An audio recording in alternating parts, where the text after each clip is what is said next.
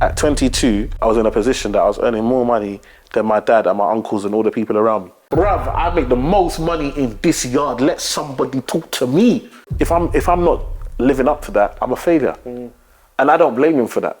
But at the time, my goodness. Heartbreaking. It's heartbreaking. When you come from nothing, when you come from struggle, the motivation to move and do more is more than someone that's had privilege. Welcome to Conversation with Haych, and today we have a familiar face on the platform. An incredible guest, the author of his latest book, Get Your Money Right Now. You see I said latest? Because There's more to come. Qualified financial advisor with almost 2 decades worth of experience. He has featured on Save Well, Spend Better, and On the Money on Channel 4, Your Money and Your Life on BBC One, as well as appearing on GMB on ITV, Sky News, Watchdog, Jeremy Vine, ITV's This Morning, the 90s Baby podcast, and more. He has his own podcast, co-hosting with his wife Mariam, called the Eman Podcast, available on all your streaming platforms or on the Eman Effect YouTube. As much as we've seen him on TV and online, he's very much a family man, a father to 4 beautiful children, 2 boys and 2 girls, husband to the amazing Mariam, as we've already said, the former rugby and basketball player, the superb, the humble, the TheEmanEffectUK, also known as Emmanuel Asuquo. How you doing, sir? Yo, my brother, man. Big DJ H. What you saying, my brother? How you saying? Just a look at intro, you know. Just a little bit. I see what you did. I see what you did. Just a little bit. I see what you did. Let people know who you are, just a little bit. So for those who don't know who you are, who is Emmanuel and who is the Eman Effect, and are they one in the same? Good question, man. You know what? Emmanuel is just is me, and the Eman Effect is me. But I feel like they're different. Okay. I feel like Emmanuel is people that knew me before, they will know me as Manny. Do you know what I mean? And that brother was the guy that was just hustling, just trying to come up. You know, go to church almost every other day. You know what I mean? Grew up Nigerian, disadvantaged background, and do you know what I mean? I feel like the Eman Effect is like a beacon for his community. Do you know what I mean? Like, I understand that my job today has nothing to do necessarily with just me. Like, my job is to empower my community and use every platform available to me to make a change to a whole community. Like, which is a lot. It's a lot on the shoulders, but I understand my purpose. Do you know what I mean? So I feel like the Eman Effect has evolved from Emmanuel Asuquo, but I feel like the two are separate. Like, when I'm at home, I'm changing nappies. There's no GMB. There's no Channel 4 like to come and do that for you. You gotta do that yourself. You know what I mean? 100%. Like, so my father, my husband, I do all that normal stuff. But yeah, when we get on the camera, when we get in the right spaces, like, I jump into action and get the job done. Now we've seen, and if they ain't seen, they're gonna know. Yeah. They're gonna know. So basically, what you're saying is the Eman Effect is basically a beacon of light for Emmanuel. Yeah. Exactly. It's essentially, this is... Or for Emmanuel's, the type of... Exactly. The Eman Effect is a beacon of light for the Emmanuels. And listen, there's an Emmanuel in all of us. Do you know what I mean? Like, been there, been forgotten, no one believed, no one thought was possible, nobody cared. You're going to be a statistic. Do you know what I mean? And just the Eman Effect is that beacon of light to let everyone know that you're not defined by your current situation and that you can achieve, like, amazingly, abundantly, whatever you want to in life. Let's go back then. Let's go back to Emmanuel, young Emmanuel. Yeah. What was your kind of upbringing like with your parents and your sisters? And what kind of particular moments stand out that have influenced you to who you've become today? Yeah, I think, you know, my family is very close, but we grew up, you know, like Nigerians, we call everyone auntie, uncle, like, do you know what I mean? But the reality is that we just had us, like, in our family, do you know what I mean? Although you go to the party, you got everyone, you go to church and everyone, but the reality is that for our biological family, like, it was just us, do you know what I mean? Yeah, so my dad, we're from a part in Nigeria that was part of there was a civil war.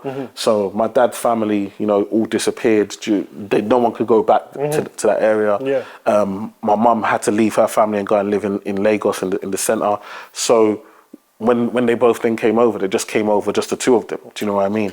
And so... And that's not normal in terms of like, even Caribbean or Nigerian. Yeah. You normally got like a cousin or an Come uncle on. or someone who's already here or has come over. Do you know what I mean? So they're finding, like, my mum found one of her cousins here much later on. Didn't even know that it was, do you know what I mean? Like, after speaking, like, oh, we're actually cousins type thing. And then now my dad's finally been able to get in contact due to Facebook and technology with family members now. And it was just very emotional for him because it's like, I haven't seen these people for 20, 30 years, you know what I mean? So we just grew up knowing that it's just us. And that meant that I'm the oldest child, so I had the responsibility of looking after my two sisters, picking them up from school, making sure that, you know, they were all right. But weekends, when everyone's playing out with their mates and stuff, that wasn't me. Like, really? Weekends, I was in my yard. We used to play on the balcony. You know, when the ball goes over, Just finished? the white lady downstairs, just knife your ball. What? Just knife it straight. What? Done. Do you know what I mean? And so, you know, that, so it's just like, you just have to live in this, it was so restricted. Like, you just live, it was almost like prison. Do you know what I mean? You just lived in these four walls. And then do you only go out to go to school, come back, and then Sunday to go to church and come back. Other than that, you're in this house. Do you know what I mean? And unless you go into a party or whatever. So it meant that going to school became a thing. Like, it was like you had to enjoy that because it's one of the few times you're actually allowed out. And so, yeah, I loved playing basketball, loved playing rugby, athletics. I was very, very doing sports, and I thought that was going to be my thing. Yeah, you know what I mean? You thought he was gone. That's going to bust me. Do you know what I mean? Like, the way that, you know, when they're gassing you, they're gassing you. You're the best in school. Yeah. And you forget that you're only in your area. Like, you're not really, the country's big. Do you know what I mean? Like, do you know what I mean?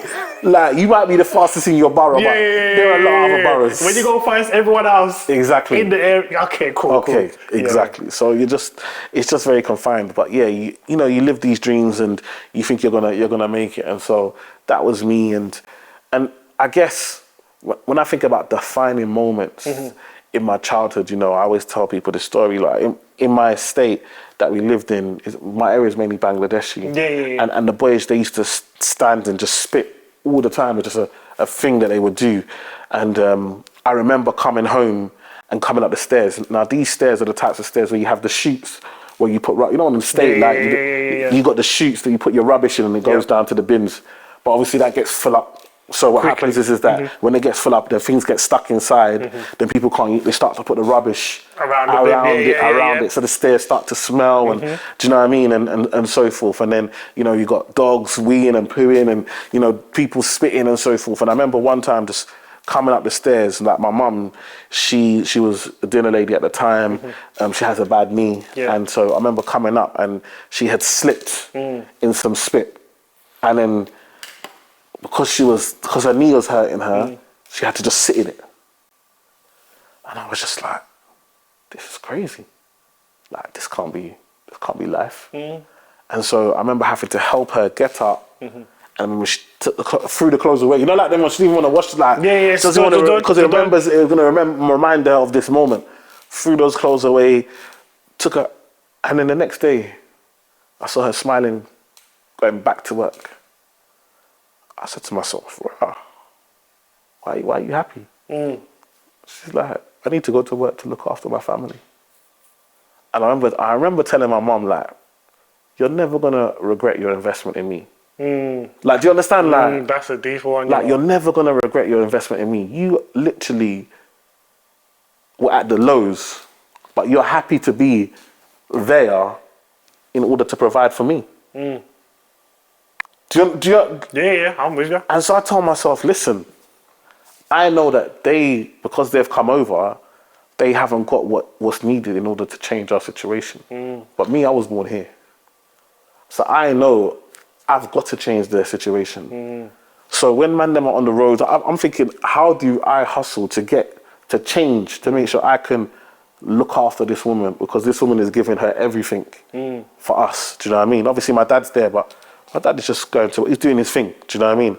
And especially at that time, I think it's hard for fathers because, especially like in our house, my dad was the main breadwinner, so he'll wake up early, go to work, come back late. So you're not really having that interaction with him. You're not seeing him like that. And you don't appreciate that when you touch the light comes on and dad paid for that. That's not something you You're just appreciate. You're like, where's dad? Where are you? Like, do you understand? So mum's here. So there's that instant connection, and it was just like, I'm gonna change your situation. Don't you feel that pressure though? Because you're the oldest. Yeah. To 2 sisters. Yeah. Your dad's working. Yeah. But obviously you're not really understanding what he's contributing Exactly. to you. So you're missing out on a father-son relationship to a degree. Yes, definitely. From an emotional standpoint. Definitely. Then you take on the pressure to say to your mum, you're not going to regret the investment in me. Don't you feel that pressure on yourself at a young age? Yeah. That pressure makes diamonds, right? And so for some people, pressure will crumble you. For me, the pressure pushed me to do things that are beyond. Like when you understand that I left school with 4 GCSEs, 4, 2 in English, maths, and PE. And my PE teacher was my head of year, wrote a letter to the college that I wanted to get into because they rejected me, wrote a letter to them, and then they said, okay, because of this letter, we're gonna let you do the courses. Then do the courses at college, go to university, get a job at Marks and Spencer's, 5 a.m. in the morning, then use that to get a job as a cashier, then finish as a cashier, so good as a cashier, they're like, what job do you want? And by 22, I become the youngest financial advisor in Barclays in the country. At 22, I was in a position that I was earning more money than my dad and my uncles and all the people around me. But I still only had 4 GCSEs. So when I tell people, you can't allow your situation or the where you are today to define you, you got to have a vision for yourself. When I saw my mum on those stairs, I knew what I had to do. I don't know how, like, I understood, you're going to outsmart me. Yes, this reading thing, I hadn't learned my learning style and how I process information yet. So you're going to outsmart me, but you can't outwork me. 100%, you can't outwork me. I saw my mum sitting in spit for me. You ain't got the hunger. Do you understand what I'm trying to say? You ain't got it. They ain't got that vision. You ain't got it. When you see certain men that are balling like footballers or whatever, when you hear their story, you got to understand why they made it. There's just a difference that comes from poverty. When you come from nothing, when you come from struggle, the motivation to move and do more is more than someone that's had privilege. And so even now, me and my wife, we sit down and said, how are we going to get these kids to work? My kids don't know struggle. The biggest struggle is, can I have some more, please? Like, do you understand what I'm trying to say? We was out here just trying to have our meal. Just have a meal. Yeah, he was hustling. These are, can I have a snack? Like, they don't understand. In between meals? In between. You want a snack before you eat, and then a snack afterwards. Are you serious? Like, you don't know what we've been through. And then there's a choice of snacks. Come on. Variety. Variety. I hear it. So it's one of them things that I looked at my wife and I said, listen, we've got to make sure that these kids understand, number one, the word no. Because if they don't experience no in the house, they're going to experience no outside. And the no outside is going to hurt more than the no inside the house. Because you haven't prepared them for the fact that yes is not, even when you are the best, even when you've done the work, even when you deserve it, sometimes in life you will still hear no. And there might not be a reason for the no. It might not be a that reason. makes any sense. But it's a no. And so you got to know that you can't let that now collapse. What happens is now we're having issues with mental health. Now we're having issues with people because people are not used to being rejected, being down low, like, bruv, that's in my environment, that's all we had. Do you know that we were so poor we didn't even realize we were poor? I hear that. Because everybody was poor. Everyone's on the same playing field.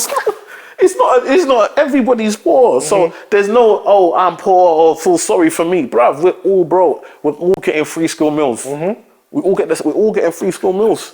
In fact, if you're not getting free school meals, what are you doing? Like, are you even one of us? Like, that's the type of mindset that we have. So for me, it's like when I think about the hustle and the growth, that I know where I've come from. That's why when you say, I got to be on a 10, bro. You know where man's come from. Even if I feel like I could be doing better. You're still on the 10. I've won. I've already won the game. Everything from this point is enjoyment. It's enjoyment. Bonus. It's just a bonus. Bro, when I did it, we just done a book. I got my teacher, the one that wrote me a letter. I got him to come to my book launch. He said, in 30 years of teaching, I'm the first, because he mainly teaches in like bad schools or schools in underdeprived areas. He's like, I'm the first one of his students to write a book. in 30 years of teaching, where we come from, these are not things that are normal. Especially paid. Like, they paid me to write a book. Not just self-published. They said, yours good, the things that you are doing, we want to pay you to write a book so we can own that book. Do you understand? And so when you think about where we're coming from, it's like, I understand when I say I represent my community, because I'm now letting people know that you can come from where we come from and these things are possible. These things are open to you because Eman did it. And that's what people are seeing. People are watching your content. People are seeing you on TV. People are seeing you at these events. And people are saying, he looks like me. Bruv. Sometimes it's just a simple, he looks like me. He has a fade like me. He has a trim like me. He has a beard like me. He has a tracksuit. He has a suit that I want to buy. But he looks like me. Bruv, I was on Good Morning Britain. Just, how mad that is. Just like that's like normal. I was so comfortable, I almost said, don't get it twisted.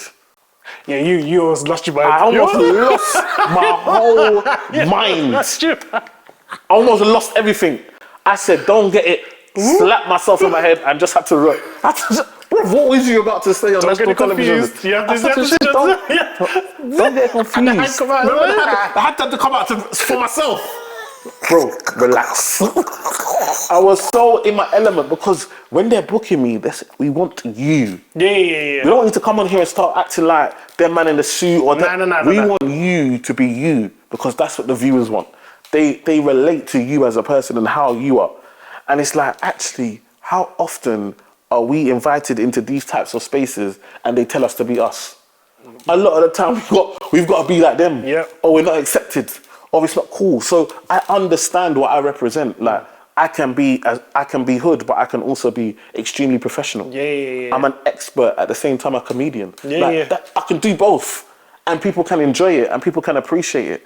And so it's breaking down those barriers for those that come next. I always talk about like football. I love football, like, and I look at Ian Wright and I say, when we were kids, we loved Ian Wright. Everyone. But Ian Wright never mashed money like. Even probably Nketiah is earning more. Do you understand what I'm trying to say? Yeah. But he couldn't earn that if Ian Wright didn't. Do you understand what I'm trying to say? If Ian Wright didn't do what he did.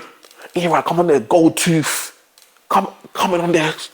We used to do that in the playground, like he allowed us to be us and it to be okay. And so I understand that I'm coming through. I might not even make the type of P that those that come, but I'm you're setting the standard though. Setting the standard that is possible. And I think you also understand the struggle. Yeah. Whereas some people don't fully understand what struggle looks like. So to everyone, especially our community, struggle can vary. So some people come from 2-parent households, 1-parent household. Some people come from, it's just them and their siblings or whatever. People can come from very different kind of examples of what we consider to be poverty or what we consider to be struggle. But because you understand it, the standpoint that you come from when you're on these TV shows, when you're on these podcasts, is not, struggle is, I think it's like this, I think it's this, it's, no, I've been where you at.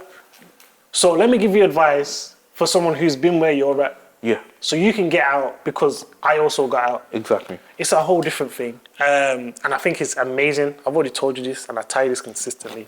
What you do is amazing. It is actually amazing. No, I appreciate it. Consistency, first and foremost, quality, but then the fact that people are now pushing you onto TV and those sorts of things. And we'll get onto the people that have helped you along the way and stuff like that. One of the things that I was researching about you is that your dad was an accountant. Was your dad being an accountant, does that have any influence on you being a financial advisor, or is it just, he was an accountant, I just got into finance? Do you think that there's no influence? 100% influence. Really? Oh my goodness! I wanted to do marketing. I wanted to do a marketing degree, and my dad said no. You have to do finance. He's like, I know people. He's like, I've got some of my friends that have done marketing, and they're struggling to get. They're working in Sainsbury's and Tesco, and even with their degree, because it's hard to get into. So he's just like, go do finance. Like finance is needed wherever. So do accounting. So I did accounting, and I thought, let me add finance to it. So then I did accounting, so finance degree. But having that influence, like my dad, sometimes having somebody in a position will give you the confidence that you can be in that position. So, like with my boys, I remember when the lockdown happened, I started helping their homework, and I could see like there were certain things in their maths. I was like, bro, you know what I do, right? You man can't struggle with maths. I said it confidently to them. You can't struggle with maths. It's in your brain. Your dad does this.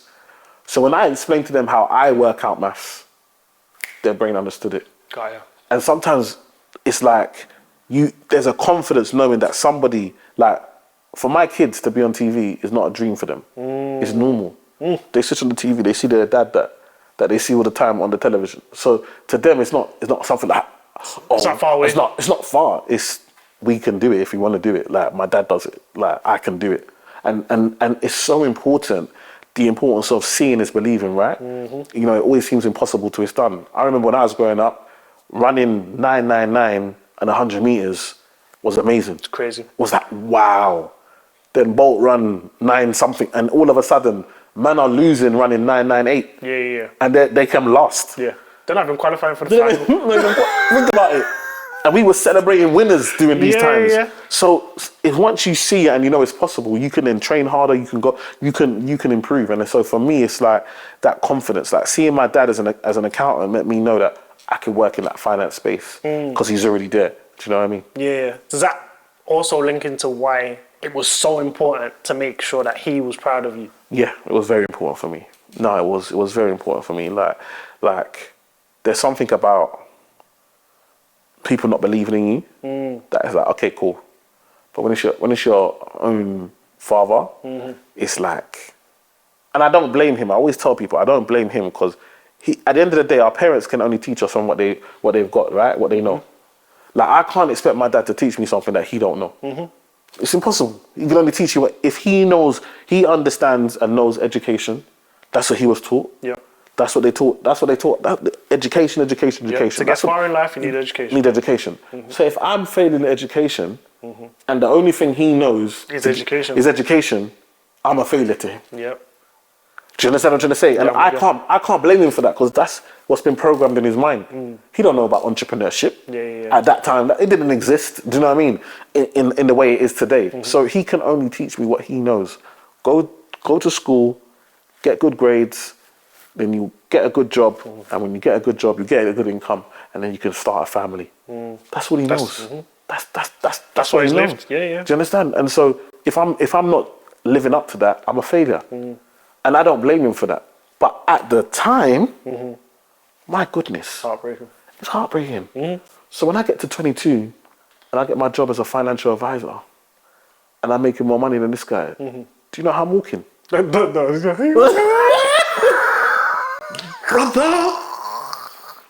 I tell you, I swear to, bruv, I tell people this all the time. Bruv, I obviously know I played sport then time as well.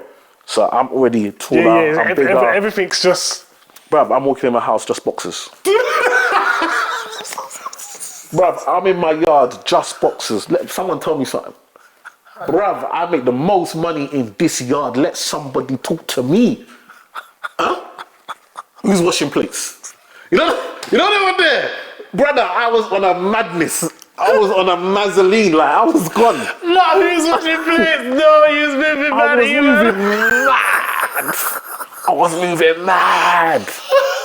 Mad. I was like, take this money, take this, take that, like. Do you understand what I'm trying to say? Your mum have this. Mum, hold that. Mother's Day, like, Valentine's Day, I'm buying my mum bare roses, you're just embarrassing my man, like. Bruv, I'm moving on a mental thing, bro. I've gone. Why are you embarrassing me, Dad? Bro, but like, it's the pain inside, bro. But you know what it is? This is what I was gonna say. Because he weren't really around like that at the start, and then you still hold him in such high esteem. Come on. And then because he's looking at you like, oh, you failed because you didn't do this. Yeah. Now you're like, hold on, you weren't even really, when I needed you. Come on. You weren't really in the space. Bruv, and when I've shared this story, if I tell you the DMs I got, messages I got from brothers talking about their relationship with their dad, how certain men have finally been able to apologize or speak to their father because of they heard my story, and it was like, It's so important. Like, because the world will make you think that dads are not important. Like, it's so important to have a mum. Mums are everything. But the role of a father is important, both to men and to women. Do you know what I mean?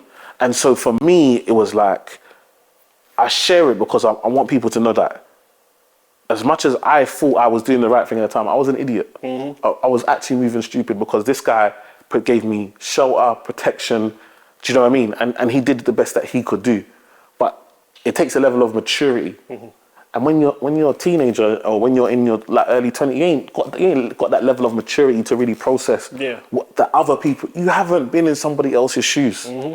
You don't know why sometimes people are making a decision. You've only met. Look, imagine I've only met. By the time I'm even getting to reason, let's say I'm 11, 12. My dad is like what 40. Yeah. So he's had 40 years of things that has happened to him to get to the level of reasoning that he's had in life. He's not even having a conversation He's not with even you about sharing with us because you're a child. You're a child. I'm trying to make sure that we keep this here for you. You just focus on school. I'll do everything else. Bruv, when you think about a man was in a different country, he's come over here. Imagine the racism, the prejudice, the doubt. Man's had to do security. Man's had to do cleaning. Man's had to do all these jobs. When you're a big boy in the country that you was, then you come over here. Plus what you've gone through with your parents. And what's all of this. So sometimes in life, like, we've got to have grace. You've got to give people grace and say, actually, even though I might not like certain things that happen, and I have to give you grace because I don't know what's happened before. We've had this. I don't know what's caused that. Exactly, this encounter. And so for me, it's so important for us to find forgiveness because fathers are so important. Like now that I'm a dad, who do I lean on? I lean on my dad to help me be a better father to my children. And the fact that I've got a father is even like, you know how much of my brethren ain't even got father. And I'm out here acting like taking it for granted. When man, I wish they could even see their dad, knew who their dad was. So for me, like, this is growth. Do you understand? And this is why I like to share these things on podcasts and stuff so that when the young ones are coming and they're hearing, hopefully they make a difference and say, you know what, actually, because come on. What financial advice would you give your family growing up as a financial advisor with what you know now? So much. I think the biggest thing is that a lot of us don't realize the scam is this one income thing. This go to work and have one piece of income and just survive is a scam that they got us comfortable with. We clap for ourselves. I've paid all my bills. Are you living? Is that living? You're surviving. They got us comfortable surviving, but we got Louis belts. We got Mercedes-Benz outside. This is the Uncle Eman that was This is, bro, it's mad to me. Like, I see man them in the club buying out the bar. And when you go home, you know you share a bed with your little brother. And he's still doing wee-wee on the bed. You bought out the bar and you're going to sleep in wee-wee bed. Is this, brother, hey, you're sleeping in, brother, in CK boxes and you're sleeping in wee-wee bed. It don't make no sense, man. I'm using Kalana for pant and socks. You're doing monthly payments for pant and socks. Brother, when I really deep my community, brother, this is why I gotta exist, bro. This is why I gotta, because it's mental. And I seen it, bro. My parents did the same thing. You're out here struggling. Every wedding you're going to buy a new wrapper. You're flashing. You got a new car, you drop pop. You haven't even finished grace at church. You've gone to bring the car to the front of the church so when everyone come out, they can see you got a new car. Like you ain't got monthly payments on it. Like you got shares, you ain't got no shares in Mercedes. You're out here flossing the car that's going down in value. Bro, the mad financial mistakes that we make on a daily basis, bro, is crazy to me. And so for me, it's like, I've got to be the financial advisor that my parents couldn't have. They didn't have it. So they had to learn from mistakes. We're out here taking financial advice from people that are making less money than us. Make it make sense. How can I ask somebody, what's your opinion on this investment, when that person still owes you £100, they ain't paid in the last 2 months? It's so true. It's so true. When a man come to you for money and you're asking them for financial advice, And you wonder why you're not winning. You be blaming the devil. The devil is sleeping, brother. The devil ain't nowhere near you. You're your own devil, brother. You're doing it to yourself. The devil didn't even get involved He in that. didn't even know about you. The devil said, oh, you did that by yourself. Okay. That's all you. Man don't even need to trouble you. You mess yourself up. So for me, it's like, actually, where can they go? Because again, online, there's so many people promising, oh, do this, do this. Pay me £1,000, I'm going to turn it into £2,000. £2,000, I'm going to turn £4,000. Bruv, man are struggling with PowerPoint, and now you want to invest in Bitcoin. How? Bro, how? No, you're laughing. But when you really think about it, deep it, bruv. Man don't even know how to use common PowerPoint. No. And now you think you understand blockchain. No. Bro, deep it. Because men are investing their life savings into something. It doesn't make sense. Eman, I don't think I've laughed this much. Bro. I'm crying tears, Bro, man. when I tell you, bro. So when you really deep what's going on. Nah, I hear you. I have to be, that's why for me, like, I have to be on Jeremy Vine, I have to be on GMB Channel 4, so that people can say, right, you know what? Because a man can fake it on, you can fake it on Instagram. Yeah, 100%. But you can't fake it on national, you don't get on national TV by faking it. Yeah, because they do the research. They do the research. They check your, bruv, I've had to send my certificates, I send everything. They want to know to make sure you know what you're talking about. So that's why those things are important. Not because I want to be on national TV, but for credibility. Because I need you to know that you're coming to a credible source. Because there's too many people on here, and we don't use critical thinking. Bro, because I took a picture next to a car, that does not mean I own the car. Because I stand next to a house and hold keys, that does not mean I own the house. Do you understand? But you know what it is? Social media's got you thinking, if this is you in front of this house, like where we're at now, come on. Imagine I just stood outside and I took pictures and I just flashed my car keys. Yeah. People might think I own this house. Think about that. Think about it. I've got this for a certain amount of time. Wow. And it's facts. And that's the thing. We believe what we see and take it for so much. And so I have to break it down. Bruv, I've been with influencers. Some of the influencers, they go on holiday. Yes, they really went on that holiday. But that was their payment. You can't pay British Gas with your holiday pictures. I'm telling you, I promise you. I got they're doing fashion shoots, they're wearing all these clothes. Then they're on eBay afterwards trying to shop the clothes so they can buy food. It's crazy. And you're out here because they got 1,000 likes. I promise you. And we got a cost of living crisis as well. I promise you, you cannot tell your council tax, listen, but I got 1,000 likes that other day. Can you give me a discount? That would be sick though. It don't work like that, bro. Imagine if you could do that. Imagine. Because the way people act like these likes are currency. Yeah. It's not currency, bro. 100%. But this is the thing, like, when I look at a lot of, not even just so much influencers, just everyday people that are posting like, oh, if I get to this, if I get to that, okay, cool. I'm popping, or I'm this, or I'm that. Okay, let me post the best out of these 700 pictures. That's got the belt showing, got the little horsey man over here. Bruv. It's mad. Grown man. I seen grown man tucking in their thing so they can show belt. Yeah. It's gotta be seen. What in the Clark Kent are you doing? What in the what is happening? Man think if they show the belt, what? You've changed. You're a superpower now. Yeah, man, we're going off topic now. Let's get back to you. Bro, I can talk about this thing all day long. This is my life. I know, we have to get back to you. Because so many people are, bro, when I tell you, even me, sometimes I'm shocked. I will see people social media and then I will do one-to-one of them.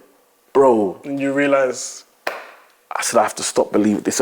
It's all fake. Yeah. And they will tell you, bro, you know, you got to fake it till we make it. Bro, but your bank account. Your bank account is not fake? It's not faking it. That's not fake. I always tell people that special app. There's a special app that always tells you the truth. Online banking. Tells you the truth. You can't do whatever on all the other apps, but you see that app? Yep. That's the truth. And we got to start understanding that we got to start working to that online banking. What have you really got? Let's start working towards that, because at the end of the day, until we build that, everything else don't matter. I don't care if you got a watch or you got a nice car. I care that when that you can stop working when you want to stop working. Because at the end of the day, work is the new slavery, right? People don't listen. People, Eman, how can you say? Listen, your job is that we used to be in the fields, right? Listen, even after slavery, after slavery, the slaves were set free. Yep. They were so used to working that they said, went back. "Can I please come back?" Yep. Imagine people think that you're slaved in your mind. And for a lot of us, we've been enslaved by consumerism. Big facts. We spend our life, you work hard, you make your money, and the first thing you do with your money is give it to somebody else. And you think it's normal. And you give it to someone else to impress somebody else. It's madness. For me, this is what I mean, bro. I come cash. People like, Eman, what watch? Like, you're making money now. What, bruv? I've got an Apple Watch, £150, because I'm trying to lose some weight, my brother. That's my priorities. The Rolex ain't showing me that. The HP ain't showing that. They ain't telling me about my calories. Ain't telling me about my steps. That's what I'm on, bro. Do you understand? I'm trying to say. I 100% hear it. I can't, because I know how much money I got. My watch does not reflect my bank account. That is a lie. Me being in first class does not reflect my bank account. It just might mean that I've got a large credit limit. That's the truth. Do you understand? If I've got 10k on a credit card, like allow a limit of 15, I can go first class. Yeah. That doesn't make me first class material. I'm just in first class. And what I want people to understand is I don't want you to look wealthy. I want you to be wealthy.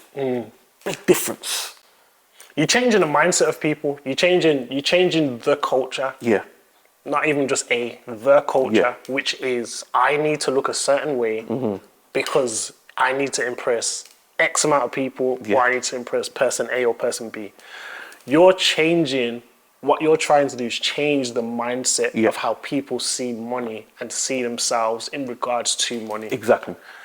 Now, why I want to tap into your story and your life story even more is because it gives people more of a basis to understand that, he was in my position. Yeah. So in 2019, with the fourth child on the way. Yeah. Or the fourth child's born at this point. Fourth child just born. Just born. Fresh. You get made redundant. What's going through your head at this time? Because we've already spoken, we've had conversations. You was 22, financial advisor. Then you didn't buy a house. No. But you had the money too. Yeah. Then you lose the money. And did you lose the money? Yeah, I lost the money. Yeah. Lost the money. And then now we're in another position or another place where now there's a potential to lose not only job status, but also money and with another child. Yeah. What's going through your head at that time? You know what drives you to turn those circumstances around? You know what goes through my head? Because it's the third time I got made redundant. And I just had a fourth child. And, 2 weeks paternity comeback. And these men say, making you redundant. And it made me, that's when I realized that this work thing's a scam. They want you to feel like you're comfortable, like you can live it. Bruv. But at the end of the day, you only have it as long as they want you. That's the truth. And the second they don't want you, you're gone. And then I thought, luckily I got my side hustle. I've been doing my stuff on the side anyway. But if I never had my one-to-ones that I was doing and talks that I was doing and seminars and all content and all that, how am I feeding my family? And guess what? These men don't care because they're feeding their family. So it's okay. And so I realized that I will never, ever allow somebody ever to do this to me again. And that was my I'm not going back moment. And so from then, I said to myself, you know what? I was doing the content them times I was posting once a day. I said, when I was working, luckily my redundancy, plus because my cost of living was low. I never lived to my income. Ever lived to my income. So my standard of living was low, even though my income was high. So when I looked at the income, I was like, I don't need to get back to the income. I need to get back to living. So when I worked it out, I was like, based on the redundancy and the savings that I have, I don't have to work for 9 months. I said, bro, I'm just going to focus on my business then. And the HR person patterned you? No, she patterned me. Right there, No, she patterned me. My partner's black, right? So so she liked you. She liked, man. She done, man, and she looked after, bro, she gave, man, the most redundancy she could calculate. Do you know what I mean? You was nephew Eman to her. Yeah. Exactly. Do you understand? So she's like, nah, they did you dirty, but don't worry, I'm gonna look after you. Yeah. And then with the savings, 9 months. So I said to myself, okay, I got 9 months. So when I was working for them, you're going in there, they're traveling, you're doing it. So how much hours can I work for me? If I can put all this effort to somebody else's dream, how much effort can I put to my dream? Because remember, that's what work is. Work is somebody else had a dream, created a company, and now they can afford to pay you. Yep. And now you're just fueling their dream. So why? My question is, why are you not dreaming? Do you understand? Yeah, I'm with you. If someone had a dream and now they can afford you, why are you not having a dream so you can afford you? And then afford to employ others like you? Do you understand what I'm trying to say? I'm with you. And so I said, listen, this is me now. So I start posting 3 times a day. I do lives. I create this thing, lives. So I just start doing lives all the time, doing lives, talking on different topics. Then I start going to seminars, talks. Every day I'm doing this. I'm doing one-to-ones with people. When I do the one-to-ones, they're bad spending, I'll create a video out of it. Boom. Yep. So everything is so relatable because I'm talking about people's actual situations. And basically so that was in March. By August, I get my first TV show. Just from being consistent on my own dream. And I tell people sometimes, I'm always a fan of working and building.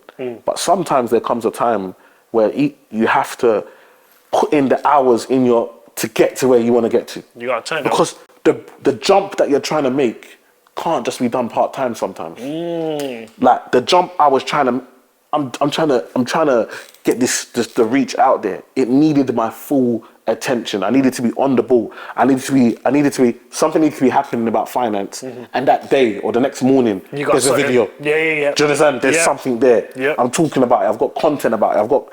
And so I was so on beat. I tell people, if you talk about a certain topic every day and add value every day for 2, 3, you're gonna be known in that area. Opportunities are gonna come to you in that area. And so got my first TV show. That came out in November. Then what happened? 2020, we had a lockdown, right?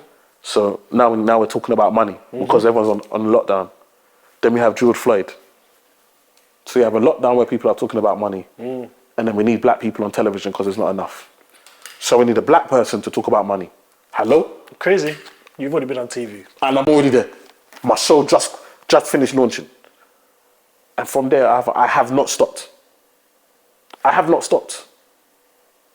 In 2023, I did what's it called last week? National GMB and Steph's Pack Lunch on Channel 4 last week.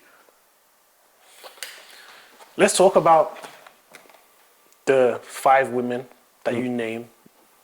Them being Mariam, Bola, Bianca, Anna, and Samantha, who changed your trajectory in life. It's really about relationships. Yeah. Explain to us why relationships, especially how all 5 of those are different, why we need to value them so highly, a lot of the time, over the money. Yeah. Explain to us and explain to how they changed your life. So, obviously Miriam's my wife. And so before my wife, obviously I'm in the bank, I'm making money. And money makes people act different around you, right? Yep. So I'm making money. Now, man doesn't need to move to girl. I've got a brand new Mercedes outside. I've got a card that has the money speaking for you. A multi-million-pound bank and my name on it. Yeah. I just give them the card and we keep it moving. Do you understand? Yeah. If they don't even know man already. Because their brethren are telling, oh, that's Eman, da. But what happens is that you're so focused on women now, there's no stability. Yeah. You've lost focus, right? Because everyday date, you gotta reply to messages. Yep. When am I seeing you next? Bruv, you've worked so hard, focused to get to where you're at, and now your focus is everywhere else. Yeah.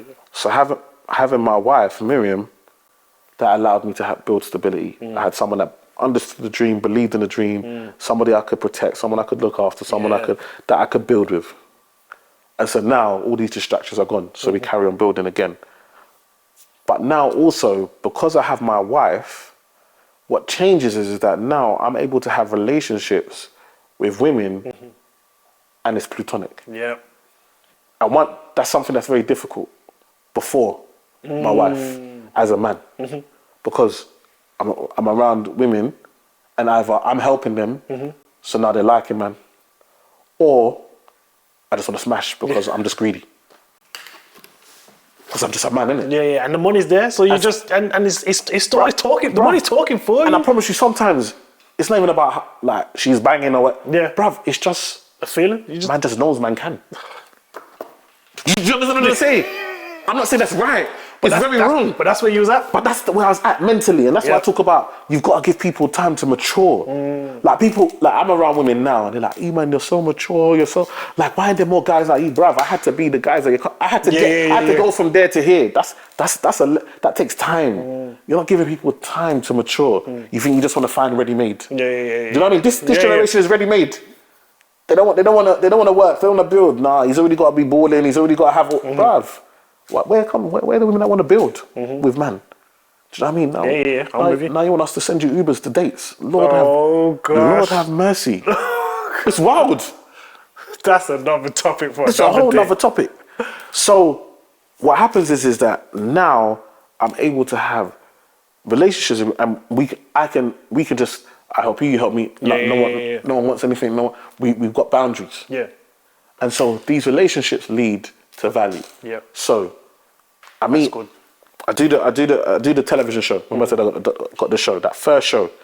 On that first show, I meet Bianca Miller-Cole. She finished second. In The Apprentice. Yeah. We connect. We talk. We connect like brother, like sister. We're very close. So from there, that's one huge relationship. On the same show, Anna Williamson. She does Celebs Go Dating. Yeah. Again, massive. We connect, we talk, we get on really well. She's like my big sis. And she's like, I'm like, oh, you got an agent? Can I speak to your agent? She sent me an agent. That's Sam. Connect with Sam. Sam is the one now. She's in rooms that I'm not in, talking my name. And I always ask people, who is in rooms that you cannot attain or you cannot get to speaking about you? Because if you have no one, you need to find someone, because that's how you level up. Whether it be a mentor, whether it be someone that you're like you need someone that's in rooms that you can't be in. That speaks highly of you and allows people to know about you and what you're doing. And that's what Sam was doing every single day. And so we have these, and then Bola. So even to get that opportunity, Bola, they interviewed Bola. Yeah. So my relationship with Bola is crazy. So when I first started, I only knew about me. I didn't know anyone else doing this finance thing. And then all of a sudden I saw Bola doing this finance thing. And I was like, I got to know this person. You see, sometimes we got too much pride. Yeah? So you're doing something, you see someone doing something in your space, and now you want to create competition. I was like, no, we got to be friends. Because I ain't seen no one else doing this. I got to know what are you doing well. How can we work together? What can I learn from you? So I never knew her, so I just started liking her posts. She brought out her clothing. I bought the clothing. I did a video. I mentioned the clothing. I get a DM from her. She's like, bro, you showed me too much love. We got to link up. We link up, have a talk, and then we just become close. And then now we're talking, if not every week, every other week, just about different stuff. We do events together. I did an event. I paid her. She would have come for free. I said, no, tell me, how much would you normally charge? Boom. I didn't care what number she was going to say. Boom. She said the number. Boom. Gave it to her. She came. She did the talk. Obviously, that's when she heard me speak. It's like, Eman's levels. So we got even closer. Do you know what I mean? Remember, sometimes, you've got to bring people into your environment to allow them to see your skill. Do you understand what I'm trying to say? 100%. So sometimes I will go and talk for free, but I know who's on the panel or who's in the room. And I know that once they hear me, money's coming. Because my focus is not money, my focus is value. Yeah? Because I know when I add value, money will follow. And too many of us are chasing money, but money come, money go. Value's forever. If you add it, I always tell people, wake up and ask yourself, who can I help? Don't ask, how much money can I make? No, ask, who can I help? Because if you can find somebody to help, then you can find money. 100%. And so what happens is we build this relationship, then she gets approached by Channel 4, does the interview with them, and then at the end they're like, do you know anyone else that'd be good in the finance thing to speak to? Oh yeah, you speak to my bro, Eman. sends them my number. She calls me. I've given you a thing to some Channel 4 people. I don't know if they're going to call or whatever, but I just want to let you know. The next day they called. I ended up on the show. She didn't even end up on the show. Do you know every day I was out there filming, she was phoning me. Go on, bro. You're smashing it. How's it going? She was not upset. She was happy for man. And now she's got a book with Stormzy. Yeah? Finance book with Stormzy. So, do you understand? Sometimes you might lead someone to their blessing, but that doesn't mean your one's not coming. Do you know what I mean? And so she started it all. Because she did that, I then met all the others, and here we are today. And so for me, it's so important to understand that when I look at who's really helped me, it's women. But that's because I allowed them to help me. I humbled myself to say that although I'm a man, that doesn't mean I have to be the most dominant person in the room. It doesn't mean because I'm a man, I must be the one that knows everything. There are people that can add value and help and support. And we can bring your own things to a friendship or a relationship and so forth. Yeah, man, it's been an amazing experience. That's amazing because as you've talked about in that answer, you said some of us, not even just men, but some women, will look at the opposite sex as, rather than build a platonic relationship, is how can I get what I want out of you sexually, or how can I get you to buy stuff for me, or X, Y, or Z. And it's like, no, but that is not what they're there for. If you understand why they're being placed in your life, you won't use them in the wrong way. For the wrong thing or in the wrong way. As you are a financial advisor and you've grown to this particular point in this stage, one of the things that I'd really wanted to know from you is what was the biggest, or one of the biggest misconceptions you made about finances? And that could be back when you started, or that could be last week. Even till today, the biggest thing, just because people work in finance doesn't mean they're good with money. The two things are completely different. You can do something as a job. Just remember, when I started as a financial advisor, I was 22. I'm helping people that have loads of money, telling them what to do because I've studied it in a book. I can use the knowledge. That doesn't mean I was doing well with my money. Do you understand what I'm trying to say? I'm with you. And so one of the biggest misconceptions, I have no bare accountants, absolutely atrocious with their money. Hella debt, hella stupid mistakes every day, but they're accountants. Do you know what I mean? So you can have a job and have a skill. That doesn't mean you apply it to yourself. 100%. Yeah. And so for me, as I always say, like knowledge is power, but only if you use it. Do you understand what I'm trying to say? I'm with you. Knowledge is power, but only if you use it. And if you use knowledge, that's wisdom. And so for a lot of us, you need wisdom. That's what you really want to be praying for, is wisdom. Because knowledge without application is absolutely useless. But knowledge applied is wisdom. That's good. That is. And I think, because like even in my position, because obviously my day job is an accountant, and like I always say to people, like, I don't know many accountants who are excellent with money. Especially the ones that just work in business. So the personal accountants that I know, even them, the ones that tell you what to do with your money as a particular person, they ain't great with money. No. And sometimes it doesn't come from a particular place of, oh, when I was 30, I made this mistake. Sometimes it was, when I was 19, 20, I did X, Y, and Z, or I bought this car at 25, when realistically the interest rate was 12 point something, and I'm still paying that off 7 years down the line. I don't even have that car anymore. I had to change that for a banger because it was too expensive, but I still got to pay. Even then, like financial advisors, the reason a lot of financial advisors are not good with money is because you spend your day around very wealthy people. That is true. You know the Kevin Hart thing, the way my bank account is set up? Like, every day you spend your day around people who earn 10 times the amount that you earn, but you go to dinner with them, you go to their houses, you see the cars that they drive, you now need to feel like you need to fit in, but your income is not the same as their income. You understand? Nah, 100%. And so what happens is you make bad decisions. You overspend when it comes to your car, you overspend when it comes to your house, you overspend when it comes to the holidays, because all the people around you, your clients, this is how they live. And you can't separate work life, which is what you do with your clients, and your life, which is what you do with your money. And you know what's mad as well? It doesn't just apply to finance people. No. There's some builders that I know that will build up something like what we're in now. But then when you talk about, oh, your house must not have anything broken in it, and they'll be like, when I get home, I don't even want to touch nothing. I don't do nothing. I look at it, I walk past it every day. But I'll go to someone else's house and I'll build the exact same thing I need to do in my house, and I'll do that for that'll take me 2 hours to do. And when you deep it, that's what we're doing with our dreams.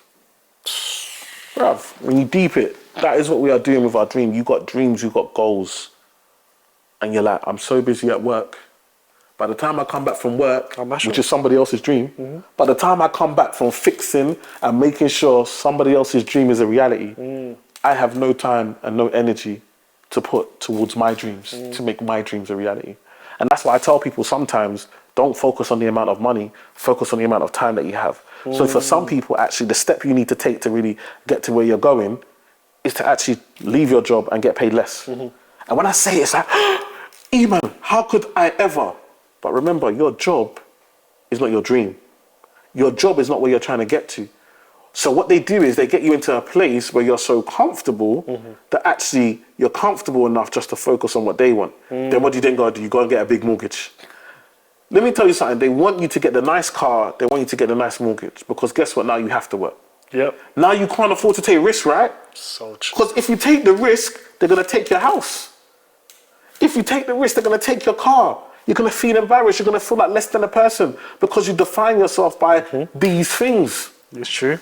But the reality is you might need a lower job that offers you less money, but gives you the time to work on what you really want to be doing in life. Yeah? And when you start to do what you really want to do in life, that's going to pay you more. Yep. I tell people right now, like, this is not work. I do not work. I do what I love and I get paid for it. I haven't worked for years. I just do what I love and get paid. When you can monetize your passion, and then not only monetize it to the point of just surviving, but monetize it to a point where you can live the lifestyle that you want. Do you know that I turn down jobs all the time? Every day they get email, we're going to pay you X amount. I don't want to talk about that. I don't want to talk about that. I don't like that company. I choose who I work with. Both my clients, I do my meetings like this. I used to have to wear a tie and a suit to work, to sit down to talk about finance. And now I wear a tracksuit. Because my knowledge has nothing to do with how I dress. And the clients that I work with understand that. The clients that I work with also do not like to wear suits and ties. So they want to be free and just everyone's free to get on. And so the point I'm trying to make is that actually, what do you want to achieve? Don't, too many of us, we're being lived. You're not living, you're being lived. Do you understand? So you wake up, the alarm clock wakes you up, right? You get up. Then you watch this, you go brush your teeth, have the same breakfast, watch the same show, catch the same bus or train, go to work, have lunch at the same time, buy the same meal deal, come back, finish work, get same train home, get home, watch EastEnders, Love Island, whatever, go to make the same phone calls, watch scroll on the same Instagram or TikTok, go to sleep, wake up and do the same thing. You're not living, you're being lived. Do you understand? You're being lived. And for me, it's about actually living and waking up and being like, this is what I want to do. I'm not saying there's anything wrong with a job. No, 100%. No, jobs are all good. Yeah. But do something that you enjoy. But also understand that your job is just a stream of income. It's not your only income. It's a stream of income. So what are you doing with that stream of income? What are you using the money you make from work or from your job to invest in to create another stream of income? Because if an average millionaire has 7 streams of income, and you say you want to be a millionaire, why do you have 1 stream of income? Even if you don't want to be a millionaire, you know you need at least 3. You need at least 3 streams of income just to have a decent life. If a millionaire needs 7, you need at least 3. 100%. Do you understand? And if you say there's 365 days in a year, why do you only get paid on 12 of them? Jeez. If you did a test and you got 12 out of 365, you're shit back to Africa, bruv. You're in the village. No electricity. Bruv. There's no way. What test would you do and get 12? When you understand that there is an opportunity to make money every single day. I'm not saying thousands. Remember, Netflix, is £8? Yep. They're $1 billion company. When you deep it, like, people don't understand. It costs £8-9 a month, but they are worth billions. They make billions. Why? Because it's a numbers game. Yep. So actually, don't limit your numbers by only getting paid 12 times. Work out, how do I get paid an extra? How can I get paid an extra 12 times? Make it 24. Yeah. Then how do I can do it again, make 36 times? Like, wait, I can get paid once a week? Imagine how much difference it would make if you had an extra £100 a week. What's that? If you say 5 days, £20 a day. Are you telling me with all the brain power that you've got, all the technology, you can't do something for £20 a day? You can't find something that you can do that can make you an extra £20 a day? I remember the £20 doesn't have to be made on that day. Man. But the activity that you're doing on that day will lead to the £100. 100%. That's what people forget. But people don't always utilize all their skills. Come on. And all their talents, and they believe that because I'm working now, Yeah. and I need to make this money now, Yeah. I can't really do anything else. Of course. I get home, I'm tired, I just want to eat. Yeah. But it's like, okay, if you, as you just said, if you really thought about how your life is structured, and you really took into account, not even just from a financial standpoint, but just from a happiness standpoint, Yeah. where you're at, you could change or mold something into something else. It might take some time, Yeah.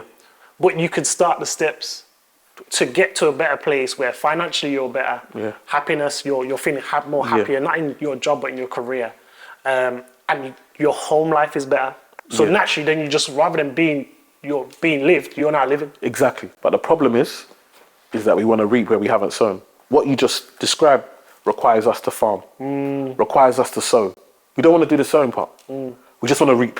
Everyone wants the results. We just want the harvest. We just want to go and be able to pick the tomatoes, and have the harvest. Yeah. But the reality is that the farmer had to put the seeds in the ground.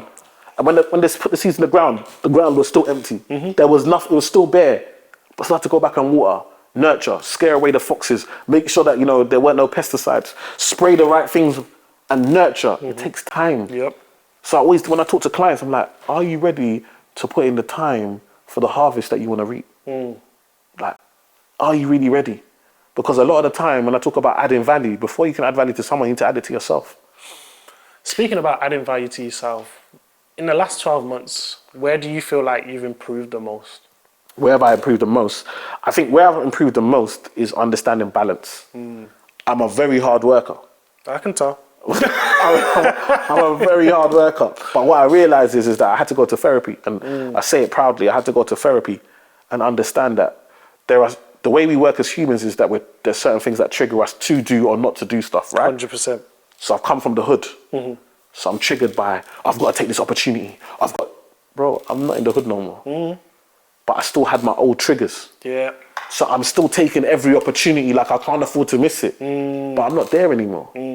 So what's important to me now? Spending time with my kids and my family. 100%. So I had to start changing. I had to start blocking out times that I can't work in this time. I'm not available at that time because I need to be in here and I need to be there. Like I sit down with clients a lot of the time and I talk to them and I say, what's most important to you? My kids. When's the last time you spent time with them? Big facts. Ooh. Man, I started with, It's because they've got the mentality of your dad though, which is, I need to work to make sure the kids are okay. That's what it is. That doesn't change. And sorry to cut you, but that's the issue as well. It's a big problem. Is, especially us as fathers, we're not always present because our mind is focused on, I need to make this money to make sure this roof stays on your head. But then the kid's like, but when I had that football game, you weren't there. So now you're coming at 16, 17 trying to discipline me. Who are you? When you were supposed to be disciplining me, you wasn't here. Bruv, you have to find the balance. I don't care. You have to be present. And when you are present, be present. Because even times as fathers, we're at home and we're still answering calls. We're still doing emails. We're watching football. Bruv, the way man can support teams all day long, up, down. If your team lose, nobody can talk to you all day. Yeah? So where's that passion for your child? Do you understand what I'm trying to say? 100%. So a lot of the time as fathers, yes, we've got to make money and did it. But when you make it count. When I'm at home, bruv, I'm on my kids. What are you doing? Where are you doing? How is it? Talk to me. How's your day? What's going on with you? Talk to me about your friends at school. I need to know. You don't even know that your kids, who your kids are spending time with more than you. You don't even know their names. You don't know their parents. Bruv, these are the influences on your kid. I tell my wife, I've got to be I can't be an influencer to the world and not influence in my yard. Yep. Do you see what I'm saying? Yep. I need to be the biggest influencer on my kids. I can't influence them you influence people because I give them content. I'm giving my kids no content. The only content I'm giving them is absence.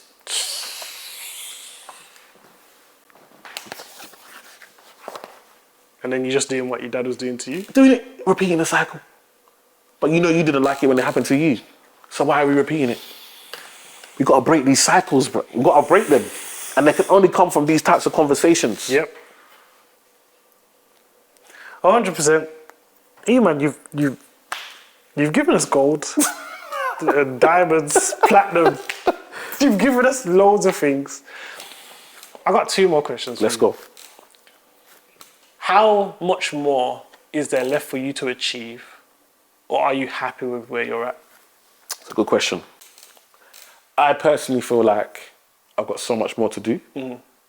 But at the same time, I'm happy where I'm at. Okay. Like, I've done it. Yeah. I've done it. Bruv, like, I've done it.